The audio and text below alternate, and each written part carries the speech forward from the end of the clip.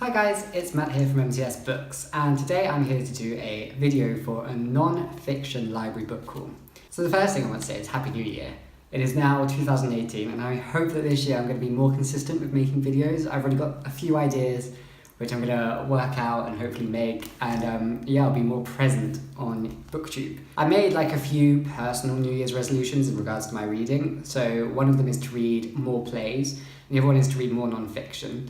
So that's why I'm doing the non-fiction book haul today, and I think I'll do a play book haul soon, because I've got some plays that are coming on their way to me. So I actually have started enjoying non-fiction a lot more than I ever have before. I think in part because I'm starting to discover the non-fiction I kind of really like. I've read some before, but it's always been a bit hit and miss. Usually it's always been histories or cultures of other countries. And while they've been very interesting, they've kind of been a bit just like superficial. And since starting my masters, I've started to learn that there's so much more out there and so much more available. So all the books I have today, I've got 5 books here that I'm going to talk about, are taken from my university library.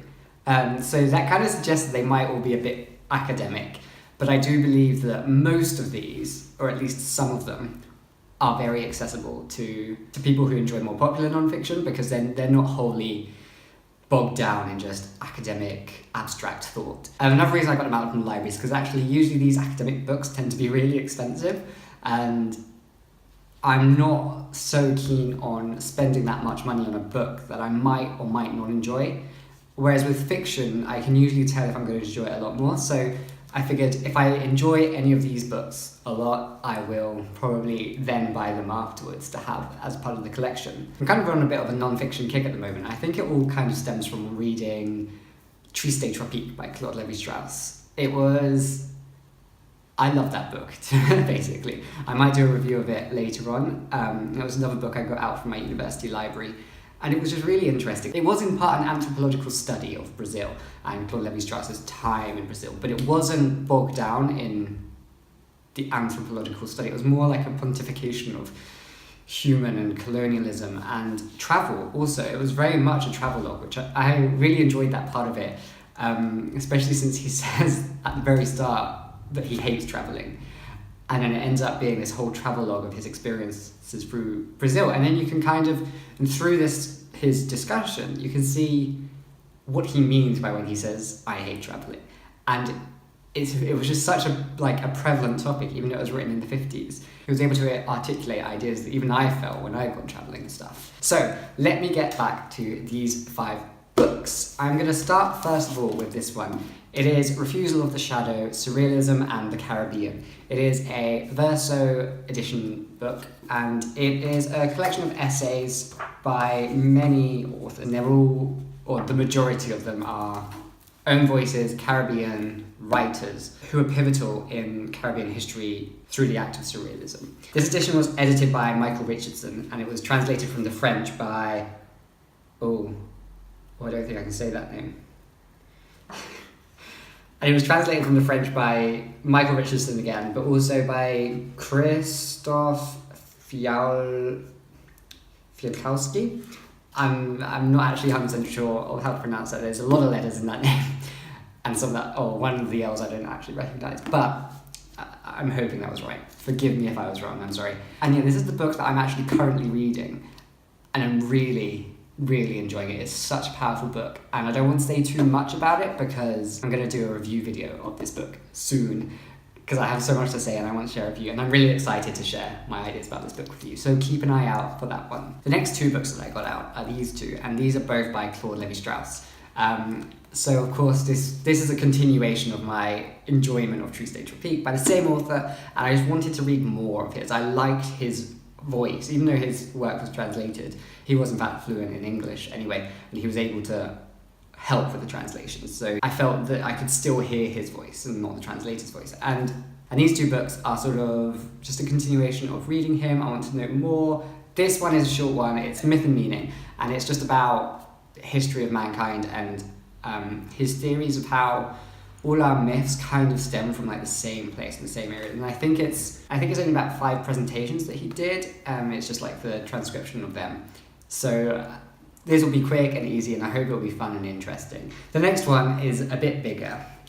this one. It's Structural Anthropology. So this one is a lot more, I think, going to be academic. It's basically his... Oh, there's a big rip in the page. This is going to be his sort of musings on what structural anthropology should be about, and how he, through his praxeology of anthropology, has come up with this way that works best for him.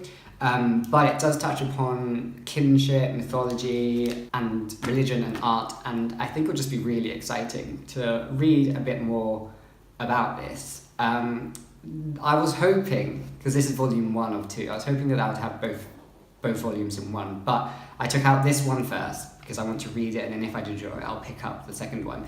However, I'm unsure about this one, but we shall see anyway. So the next book that I'm picking up is by Roland Barthes. This is Mythologies. This book is kind of like continuation from Myth and Meaning from Lévi-Strauss, but this is more about mythologies of a modern era. So he looks at things like plastic and toys and wrestling, and I guess he's going to explore the sort of mythologies that we ascribe to all these like things that are part of our modern day lives. It's a vintage classic edition, which looks really nice and is actually a lot more affordable than the other ones. So I'm kind of intrigued. I think it's going to be really enjoyable. I'm quite excited to get into it, and I don't think I've read any Roland Barthes yet. I feel like I feel like I've spoken about him in an essay before, where I've read articles that talk about him, and I've liked his ideas and concepts, so I've used his concepts but through the words of somebody else, I guess, which probably isn't the best thing to do. So I'm excited to actually read some of him and then to be able to hopefully quote him properly in the future. So yes, that's another one I'm excited for. And the last one is one that I've had on my radar for quite a while actually, and it has been really expensive on Amazon. And then when I saw it was in my university library, I was like, yep, okay, gotta get that straight away. Now this one is Staying with the Trouble, Making Kin in the Cthulhucene. This is by Donna Haraway, who is a feminist, post-human theorist, I guess. She has a very particular voice within academia, which I really like. I read a few of her essays for my course, and I was able to like get on board with them. I liked her ideas, I liked her concepts, and this book just sounds great. First of all, the cover is really nice. I like the image on it, but also she's kind of talking about, in a way, the end of the world. It's like an ecological devastation that humans have caused to the planet, of course. And she's kind of going to be talking about how, in order to save the world, we need to not be working individually as humans, we need to be working as a whole with all species. And that it's not just about the human as number one, it's about reconceptualizing the idea of the human's relations with other species and the earth itself. So of course she talks about the Cthulhucene, which I really liked that idea. It's a play on the idea of the Anthropocene, which is like the epoch of man, the time of man, and then she's kind of put it onto her head and talked about how it's now the Cthulhucene, because it's like tentacles that kind of go to every aspect of life, and that it shouldn't be about the age of man, it should be about the age of everything. And so she's kind of using the tentacles as imagery to connect us with everything else. So this one, yeah, absolutely keen for. Can't wait to get into it. I probably won't get into it straight away because I think the Barthes book I have like the least amount of time on my time out that it's for. So yeah, that is definitely one I want to get to soon. So they are my 5 books that I've got out of the library for this month. If you have read any of these, let me know, and if they take your fancy, let me know in the comments below. Hopefully I'll be doing reviews of some of them, maybe not all of them. I might do the Lévi-Strauss ones all in one. And yeah, and I'll keep you updated. So don't forget to like this video, subscribe, comment your opinions in the boxes below, and I shall see you next time. Bye bye.